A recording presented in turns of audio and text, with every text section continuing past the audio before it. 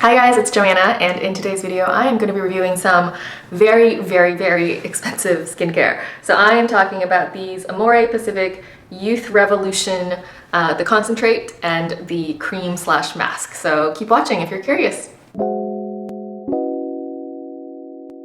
So first I just want to say I know I don't post on YouTube very often, eek, but you can always find me over on Instagram, so I hope to see you there.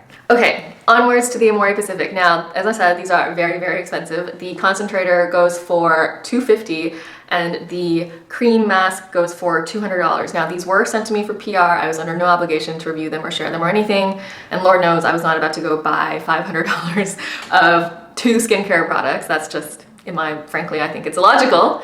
But since they were sent to me, I figured, you know what, I'm gonna give this a good college try and see if they really work, if they're really worth it. Because maybe I'm the one that's been just, wrong all along. And actually there is something to these ultra luxury skincare products that I would really have never recommended in the past. So that's what today's gonna be all about. So firstly, AmorePacific, if you're not familiar with this company, they are actually one of the largest, if not the largest, Korean beauty conglomerates. They own, in addition to the namesake AmorePacific brand, many other brands like Innisfree, Laneige, Etude House. So they run the gamut from low end to the ultra luxury end. And I would say actually AmorePacific, the namesake brand, is not typically a $200 price point brand. Most of their products, and I actually have one of their products that I really like is the enzyme powder. Most of their products are in that $50 to $100 price point. So still expensive, but definitely not, $200-300 expensive. Now, like I said, I really wanted to give these a fair shake, and so for the last nearly 3 months now, I've been using these exclusively for my morning and evening skincare. So in the morning, I'll use a little bit of this, and then in the evening, I'll actually use more of it because it is quite rich, as I'll talk about. The only other thing I will mention is I did in the evening continue to use Curology, which is my prescription tretinoin retinoid cream. So that one I did continue to use, but for everything else, I basically just pushed them aside and focused on these two. So I will start first and talk about the youth concentrator. So I have just about this much left, and most of this bottom is like the bottle, so actually it's probably less than that. This is, again, $250 for 1 fluid ounce. With my usage, again, 2 almost 3 months of pretty much consistent usage. I don't use like a ton of it, like I said, but with my usage, this is how much I have left after about 2-3 months. So I would say for the average person, this will probably last you 3 months. Now, interestingly, on Sephora.com, there are 2 formulas listed for the ingredients, which is kind of odd. I don't really understand what that's about, but the version I have is Formula 1. And in this version, both versions really, but the main thing for this and actually also for the cream is their green tea leaf extract. So green tea leaf, now the name you'll see on the ingredients is Camellia sinensis leaf. Green tea leaf in skincare acts as an antioxidant, so they attract free radicals and prevent free radicals from damaging your skin. Now the other main ingredients in here are niacinamide, which is paired with panthenol, and tocopherols, which three of them together have been very much studied and have shown proven efficacy in hyperpigmentation reduction, redness reduction, reduction of pore size. So definitely some nice proven ingredients in here. The other thing that they do market is a white peony extract, which is supposed to brighten and purify skin, but that one is a little bit less well studied. Now, when it comes to the cream and mask, similar to the concentrate, it has the same kind of main active ingredients, but obviously in different concentrations, because this is more of a moisturizer and this is obviously more of a liquid serum. But this one then also includes a ton of really rich emollients and occlusives to act as that kind of moisturizing layer. I will also note that this one, in terms of usage, a little goes a really long way. And I mean, probably, they recommend using more of it, but for me, I just can't slather on too much. I don't use this as a mask too often because it's really so rich. And so this one, in my usage anyway, in the 2-3 month, this one will be probably gone by the end of the month. And then this one, I'll probably still have a lot more left. So just FYI, and this is $200 for 1.6 fluid ounces. So now in terms of results, I will have to say that I can't really isolate which product did more because I used them together. I would guess probably if you were only to get one, at least I would anyway, get the serum, because just based on how many other ingredients there are in the formulation versus the cream, there is probably more of the potent stuff in here versus the cream. So as for results, I do have to agree that it does work well for targeting hyperpigmentation. Now I continue to get, God knows why, adult acne, anyway, I get every month hormonal acne around my period. So this is invariably somewhere along my cheeks. and it's often really stubborn. Like for some reason along the cheeks, like the impact of a pimple is far worse than if it was on anywhere else in my head. And so on my cheeks, like it's very noticeable, it's a very dark, kind of leaves a very dark red spot, and usually it takes several months to kind of wear down.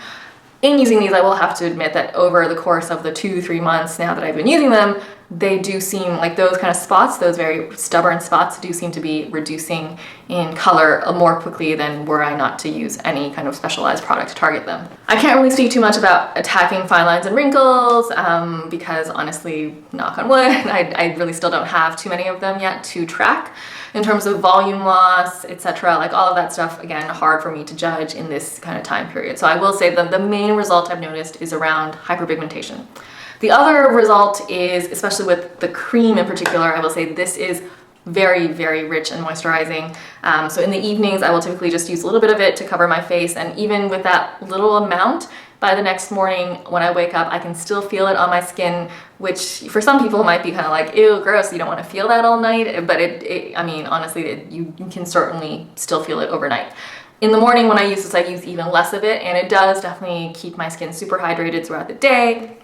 Yeah, over the course of the last couple of months here, I had no issues with dry, flaking skin, which, you know, despite it being the summer and having more humid weather in the summertime, I will still often get like very dry patches just from, you know, using tretinoin.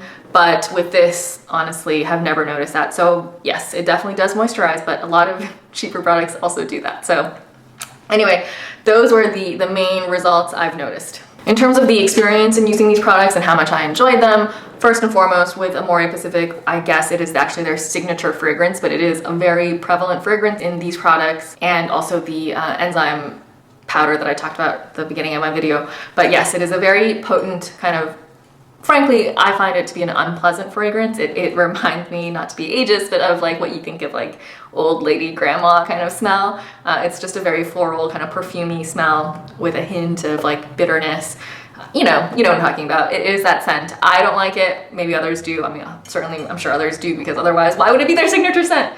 Anyhow, the nice thing though is that it does dissipate very quickly, so it's not kind of like overwhelming and you're constantly just surrounded by it. But when you're applying it, it's certainly noticeable. I don't like it. Not to mention the fact that, you know, fragrance in general is frowned upon in skincare. Other than the fragrance, I will say that I do find the concentrator to be quite lovely to use. The texture is a very, very like lightweight, kind of almost like an oil, but not really. It is absorbed super quickly into the skin. It's kind of like, you know, a very luxurious vitamin C serum. That's the same kind of texture. It leaves with a little faint oily residue, but really not noticeable, and honestly very enjoyable other than the scent. Now, as for the cream mask, this texture is what is described as a sherbet kind of texture.